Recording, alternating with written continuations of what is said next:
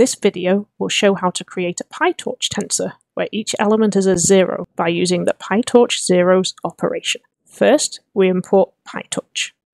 Then we print the PyTorch version we are using. We are using PyTorch 0.3.1 post 2. Let's create the PyTorch tensor full of zeros using the zeros operation. Let's print the PyTorch zeros tensor's x1 Python variable to see what we have. We see that we have 4 matrices, where each matrix has 3 rows and 2 columns. We see that all of the elements are the number 0. We also see that the PyTorch zeros operation creates a floating tensor by default. If we want to have a PyTorch tensor full of zeros that are integers, we could cast this floating tensor to be an integer tensor.